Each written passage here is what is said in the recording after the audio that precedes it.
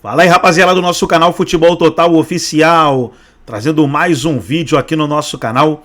E nesse vídeo para falar do empate entre Palmeiras e Fortaleza, 2-2 no Allianz Parque. Os gols do Palmeiras marcados pelo Rafael Veiga e o Estevão.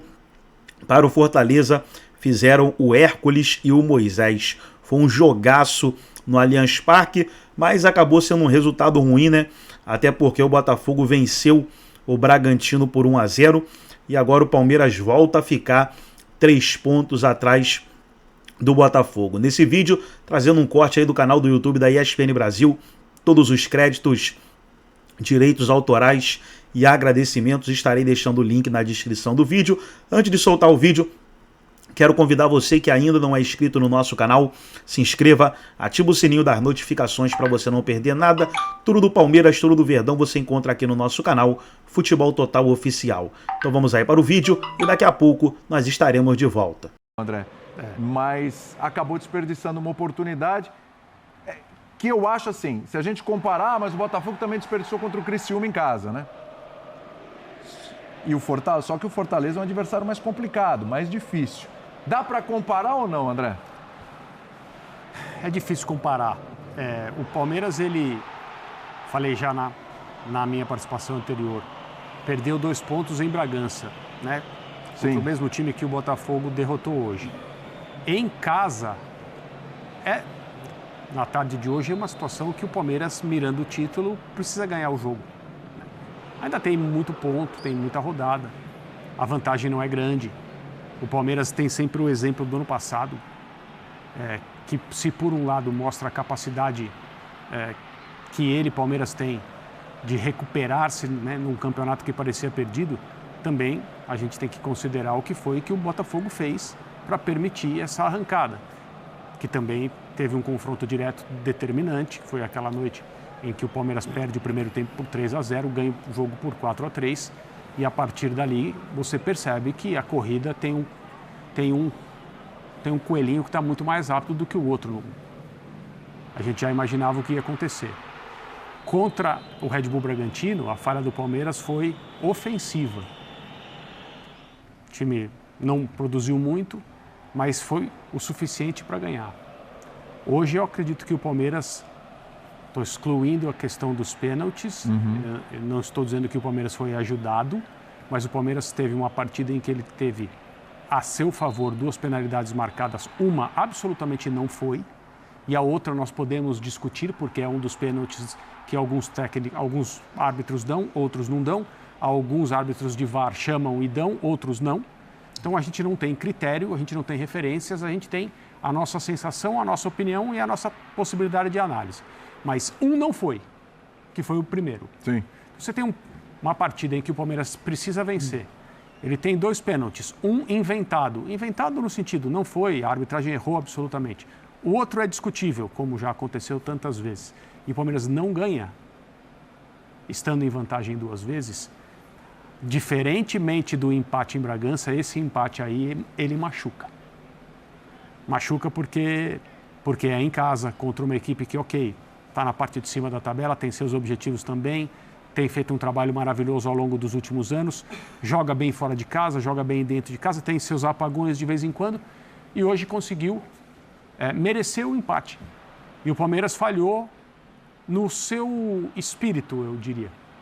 Não foram tantas chances assim para ganhar o jogo, não foram tantas oportunidades, sim, teve uma ou outra chance, mas o Palmeiras não jogou para ganhar, não jogou, quer dizer, claro que jogou para ganhar, não jogou o suficiente para ganhar. E assim, a partir do momento em que tem os 2 candidatos ao título, um time só com o Campeonato Brasileiro já há algum tempo, tendo as chamadas semanas perfeitas, quando você pode recuperar jogadores, se programar da maneira que você quer, não da maneira que você pode, para jogar uma vez por semana, basicamente, e tem outro time jogando pela Libertadores, viajando, lidando com o estresse emocional, jogador que se machuca, jogador que precisa se recuperar. Nessa loucura, o Palmeiras deveria estar liderando o Campeonato Brasileiro, mesmo com o Botafogo perto, mas são oportunidades perdidas. São 7 pontos perdidos, né? Em casa, no muito, Allianz. É muito. E hoje acho que faltou É uma palavrinha que o técnico do Botafogo até usou no começo da coletiva, ambição. O time do Botafogo hoje foi muito ambicioso. Né? E o Abel deve estar muito chateado do ponto de vista de como o time dele hoje não foi tão ambicioso. Falhou muito atrás. Na frente teve uma chance com o Estevam, um pouquinho antes do Fortaleza fazer o 2-2, ali era o 3-1. Mas aí a gente já começa a catar coisas num jogo que já teve esses 2 pênaltis que a gente vai discutir melhor. É muito pouco para um time que está na condição do Palmeiras. Muito pouco. O raio-x é uma fotografia do jogo de hoje. O Palmeiras não é assim. A defesa do Palmeiras não é assim. Então é isso. A defesa do Palmeiras tomou 3 gols do Juventude e mais 2 hoje. Era uma defesa que tinha tomado um gol desde a desclassificação, um gol do Hulk. É curiosa essa postura em casa, porque na rodada anterior o Palmeiras simplesmente decidiu fora de casa que não ia perder o jogo, não ia deixar de ganhar o jogo contra o Juventude. Contra o Juventude. Falou, vocês podem fazer quantos gols vocês quiserem, nós vamos fazer a mais. Então, na noite em que o Palmeiras vence o Juventude daquele jeito, com a atuação decisiva do Veiga, com o Estevam brilhando de novo, se você é o Botafogo, você fala, esses caras, eles não vão. Eles não vão abrir, nós vamos ter que fazer o máximo dos máximos aqui para conseguir. E não, hoje a vantagem já aumenta. Isso que o André está falando, né? Usando o exemplo do jogo contra o Juventude, nem é um perfil de uma equipe treinada pelo Abel, né? Que costuma focar muito no equilíbrio, né? O Palmeiras sofreu 5 gols nas últimas 2 partidas e hoje sofreu 2. Teve bola no travessão do Moisés. O Fortaleza é sempre muito perigoso no contra-ataque, né? Um time que tem pouca posse de bola, mas quando tem a bola ele é muito consciente e consegue acelerar o jogo. E hoje, para mim, mais uma vez o futebol prova que você não precisa ter mais a posse de bola para ter o controle do jogo. Ainda mais quando é o Fortaleza. O Palmeiras teve 60% de posse de bola e não teve o controle do jogo em nenhum momento, porque o time teve dificuldade de criação. Tem esse lance perdido pelo Rafael Veiga, mas foi um Palmeiras que, de maneira exagerada, buscou muito cruzamento, teve oportunidade de chute de média e longa distância. Os pênaltis a gente vai discutir um pouco mais sobre isso mais pra frente, só que principalmente o meio-campo não funcionou. E na marcação tem um cara que faz muita falta, que é o Aníbal Moreno. Zé Rafael abaixo. Zé Rafael muito abaixo, né, para ser esse 5, né? O Aníbal é o jogador que faz o equilíbrio, que faz as coberturas, que sustenta muito bem esse meio-campo. E a partir do momento que o Zé Rafael estava abaixo, o Richard Rios também ficou sobrecarregado. Sim. Aí todo o setor não funcionou. E o Palmeiras, né, acabou tropeçando. Se você for analisar pelo lado positivo, o Palmeiras ainda é o líder do retorno, ao lado do Internacional. Os dois conquistaram 25 pontos. Mas a partida de hoje foi uma partida desequilibrada. E o próprio Abel Ferreira admitiu isso. E o Abel, desculpa, professor, o Abel também fez uma crítica, mas fez uma reclamação à postura, ao comportamento da torcida no final do jogo, né? Ele tentou puxar a torcida. E é uma coisa que é rara. A gente tem visto a torcida do Palmeiras nessa fase, assim, abrindo bem o raciocínio e a conversa para o período de glórias em que o time é comandado por esse treinador. A gente viu muito poucos episódios em que a torcida do Palmeiras não esteve com esse técnico e com o time incondicionalmente, né? Algumas coisas, tem aquele jogo com o São Paulo, 10 dias antes de viajar para Montevidéu para decidir a Libertadores com o Flamengo, em que tinha tabu e o Abel escala uma equipe alternativa, tira titulares, o Palmeiras perde o jogo para o São Paulo, e aí o pessoal fica nervoso com ele ali, de maneira, na minha opinião, sem propósito nenhum, mesmo porque a decisão dele é reivindicada, não só pelo fato do Palmeiras ter ganhado, mas por ter se colocado em condição de ganhar do Flamengo antes de fato ganhar. Então, vamos lembrar de poucas ocasiões assim. E hoje ele reclamou da frieza do torcedor nos 10, 15 minutos finais. O time precisava um pouco mais de calor da torcida em casa. O time também precisava puxar a torcida. Só um ponto importante, eu não sei se vocês concordam assim. Eu acho até que ele teve uma melhora. Não quero botar só um foco individual. Mas o Felipe Anderson, ele decepciona dentro da expectativa. Você acha que ele ainda não entregou o que se imaginava desde que ele chegou? E hoje o lado esquerdo não funcionou. O Palmeiras fica muito dependente do Estevam ali pela direita, na individualidade, porque ele é diferente, ele é fora de série. Né? O Veiga funcionando ali na finalização, mas o Felipe Anderson, oscila muito e ele foi pouco protagonista, e eu entendo que o movimento que foi ótimo, eu acho ele muito bom jogador, foi um movimento de trazer um cara para resolver. Vinha de um bom jogo contra o Juventude. Sim, mas Achei eu acho ele que bem também. Eu acho que no geral ele tá abaixo do que se esperava, gente, né? Entende? Esse é o ponto. Mas talvez ele é o jogador que se esperava. Não estou falando de qualidade, mas da característica, porque ele joga na posição do Dudu. O Dudu é outro tipo de jogador. O Dudu é tudo que o Abel sempre valorizou, não necessariamente sem a bola, mas com a bola, agressivo, vai para cima, tem drible. O Felipe Anderson é um jogador de mais controle. O Felipe Anderson é um meia, jogando pelo lado esquerdo. Eu acho que é para o ano que vem. E é natural. Acho que é muito cedo para a gente dar uma nota para o Felipe Anderson com a camisa do Palmeiras. Também acho, mas eu acho que ele está abaixo de gente como, por exemplo, o Maurício. O Maurício hoje. teve um impacto maior. Maurício tem um impacto maior. O Veiga teve uma retomada. Aliás, hoje ele faz o centésimo gol dele. O 100º gol do time do ano também. Mas o Abel cobrou o Felipe Anderson, prof. O Abel até falou, eu falo e cobro para que ele entre mais na área, para que ele arrisque mais, para que ele erre mais. É isso. Mas alguns jogadores não têm essa característica de uma maneira inata, ele não é dele. E desde os tempos do Santos, né, ele nunca foi esse jogador insinuante. Um jogador de mais cadência, um jogador de mais construção. Então, até se adaptar às ideias do Abel, e é um técnico também que exige muito de adaptação dos jogadores, pode levar um tempo. Mas eu acredito que até aqui, pelo menos, não considero como uma passagem decepcionante. Abaixo da expectativa, eu acho. Mas e o meu ponto é, essas expectativas às vezes são superdimensionadas. Nossa, o cara que veio da Lazio, tá chegando do futebol europeu, estava jogando no... Ele estava bem na Lazio, né? Mas com a Juventus interessada. Mas jogando pelo lado esquerdo, da forma como o Abel tem utilizado, eu acredito que ele tem um teto, né? Para ele evoluir da maneira como o Abel quer. E acho difícil comparar o jogo de hoje. Ele jogava até mais pela direita, né? Na Itália. Eu acho que também tem uma coisa assim, o jogador acaba sendo vítima da decisão que ele tomou, porque é uma contratação... Primeiro, essa contratação tem algumas particularidades, né? A primeira delas, a capacidade das pessoas envolvidas em simplesmente não permitir qualquer tipo de vazamento.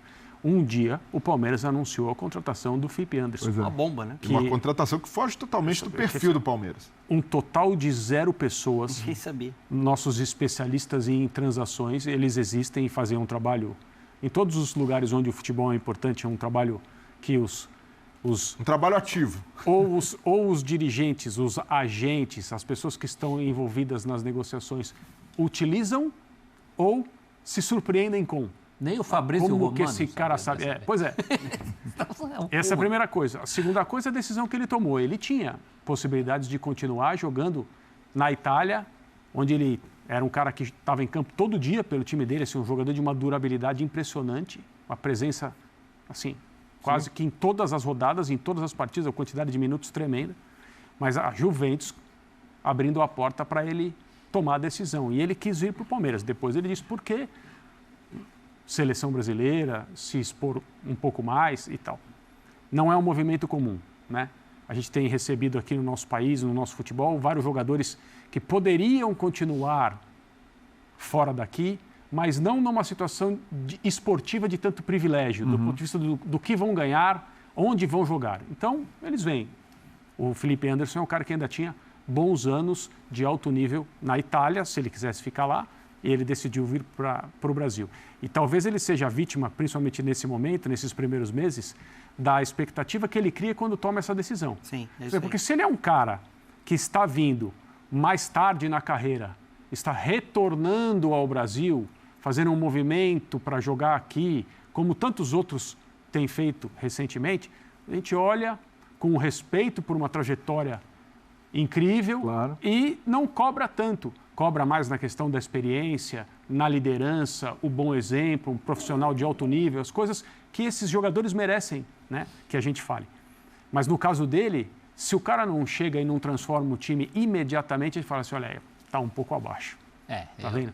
Por isso que eu acho que é para o ano que vem, porque o movimento que ele fez também não é um movimento simples. Eu acho ele que chegar e e transformou. Ele é mais vítima do sarrafo que colocaram para ele do que propriamente. Ele não é um símbolo. Vamos supor que o Palmeiras perca o título brasileiro. Não, ele não é um símbolo dessa derrocada. Eu só queria, antes da gente mudar de assunto, fazer. Continua no Palmeiras aqui, vou continuar mais um pouquinho. Fazer uma referência ao Fortaleza. Eu, no F360, corri um risco assumido, falei isso. Olha, posso errar, mas eu conto muito mais com uma vitória do Botafogo jogando fora nessa rodada do que do Palmeiras jogando em casa. Pelo simples fato de que o adversário do Palmeiras é mais qualificado. Você não precisa nem só olhar a tabela para isso. E o Fortaleza, a gente sabe, tem ali as suas oscilações, vem de uma Copa Sul-Americana terrível, a maneira como ele perde para o Corinthians, com um agregado de 5-0, Sim. sendo o favorito de todo mundo, ou de grande parte das pessoas. Mas o fato é que o Fortaleza, ao longo desse campeonato, em jogos grandes, em jogos contra grandes, pontualmente ele tem crescido. Ele não tem dado o pulo do gato na tabela. Mas ele sabe muito bem jogar 90 minutos contra gigantes e fora de casa. Esse campeonato ele já ganhou do Flamengo. Essa questão da posse de bola é muito interessante. Em qualquer outro jogo que ao longo da partida aparecesse na tela mais de 60% de posse de bola para um contra 30 e pouco do outro, você consideraria que o adversário que está com 60% estaria mais perto do gol. Sim. Quando é o Fortaleza jogando, isso significa menos. Pelo jeito que esse time do Vojvoda joga. Ô, prof, é só fazer o exercício. Fosse o Botafogo enfrentando o Fortaleza, iria para cima da forma que foi no segundo tempo contra o Red Bull Bragantino? Porque o Palmeiras... Faria duas vezes. O Palmeiras foi para pressão, mas olhando com muito cuidado para o contra-ataque do Fortaleza. Com receio de perder o jogo. E então, esse Fortaleza impõe essa dificuldade. Não é um time só de 11 jogadores. Cada escalação do Fortaleza que você vê... Mas é bom lembrar que era um Fortaleza desfalcado. As variações. E hoje mesmo bastante desfalcado. Acabou jogadores fazendo importantes. Dois gols com duas figuras históricas. Marinho, Breno Lopes. Exatamente. Hoje, por exemplo, vem do banco o Pochettino. Pois é. Que é o melhor jogador, para mim, do Fortaleza nesse Campeonato Brasileiro. Tem até uma oportunidade em um contra-ataque no segundo tempo ali de tentar uma... Não é sempre que você, num jogo... Então tá aí, pessoal, foi um corte do canal do YouTube da ESPN Brasil. Todos os créditos, direitos autorais e agradecimentos estarei deixando o link na descrição do vídeo, onde os comentaristas debateram aí o empate entre Palmeiras e Fortaleza. Gostou do vídeo? Deixa o seu like, se inscreva no canal, ativa o sininho das notificações. Forte abraço a todos e até o nosso próximo vídeo aqui no nosso canal Futebol Total Oficial.